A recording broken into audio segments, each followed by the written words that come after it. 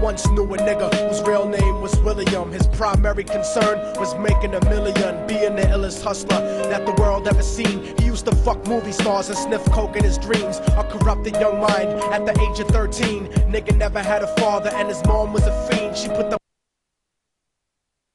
pipe down, but for every year she was sober, her son's heart simultaneously grew colder. He started hanging out, selling bags in the projects, chicks looking for and run prospects.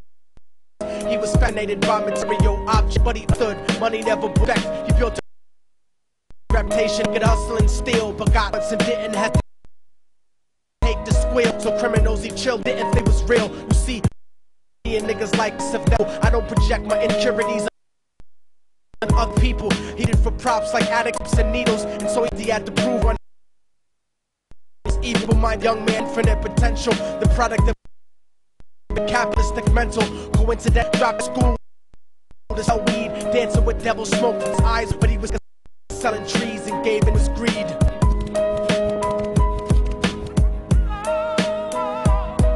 Everyone trying to be trife, never face the consequences. You probably only did a month for minor offenses. Ask a nigga doing life if he had another chance, but then again there's always the wicked that knew in advance. Dance forever with the devil on a cold cell block, but that's what happens when you rape, murder, and sell rock. Devils used to be gods, angels that fell from the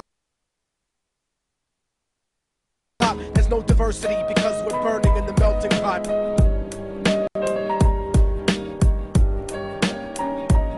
So Billy started robbing niggas, anything he could do to get his respect back in the eyes of his crew. Starting fights over little shit up on the block. Stepped up to selling mothers and brothers the crack rock. Working overtime, making money for the crack spot. Hit the jackpot and wanted to move up to cocaine, fulfilling the Scarface fantasy stuck in his brain. Tired of the block niggas treating him the same. He wanted to be major like the cutthroats and the thugs, but when he tried to step to him, niggas showed him no love. They told him any motherfucking coward can sell drugs. Any bitch nigga with a gun can bust slugs.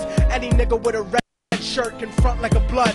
Even Puffy smoked the motherfucker up in the club. But only a real thug can stab someone till they die. Standing in front of them, staring straight into their eyes. Billy realized that these men were well guarded, and they wanted to test him before business started. Suggested raping a bitch to prove he was cold-hearted. So now he had a choice between going back to his life or making money with made men. Up in the sight, his dreams about cars and ice made him agree a hardcore nigga is all he ever wanted to be. And so he met them Friday night at 2:45.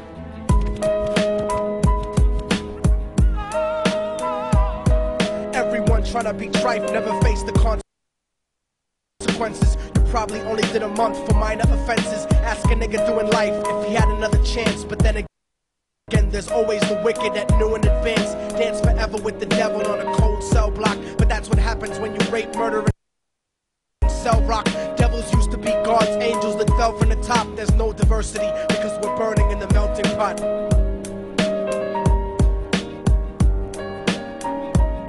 They drove around the project slow while it was raining, smoking blunts, drinking and joking for entertainment, until they saw a woman on the street walking alone, 3 in the morning. Coming back from work on the way home, and so they quietly got out the car and followed her. Walking through the projects, the darkness swallowed her. They wrapped her shirt around their head and knocked her onto the floor. This is it, kid, now you got your chance to be raw. So Billy yoked her up and grabbed the chick by the hair and dragged her into a lobby that had nobody there. She struggled hard, but they forced her to go up the stairs. They got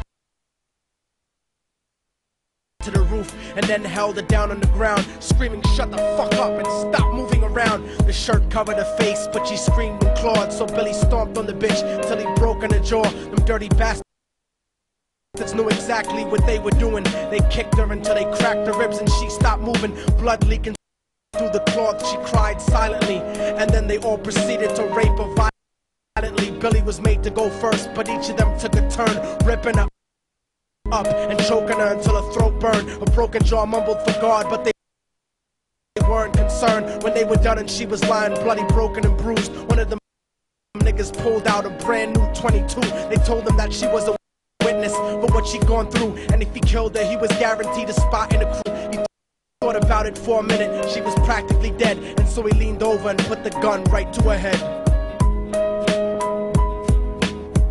I'm falling and I can't turn back. I'm falling and I can't turn back. Right before he pulled the trigger and ended her life, he thought about the cocaine with the platinum and ice, and he felt strong standing along with his new brothers, cocked the gat to her head and pulled back the shirt cover. But what he saw made him start to cringe and stutter, cause he was staring into the eyes of his own mother. She looked back at him and cried cause he had forsaken her. She cried more painfully, and when they were raping her, his whole world stopped. He couldn't even contemplate. His corruption had successfully changed his fate, and he remembered how his mom used to come home late, working hard for nothing, cause now what was he worth? He turned away from the woman that had once scared him, crying out the sky cause he was lonely, scared. But the devil responded, God wasn't there, and right then he knew what empty and cold, and so he jumped the roof, died with no soul, to a place but doubted after they kissed mother and never spoke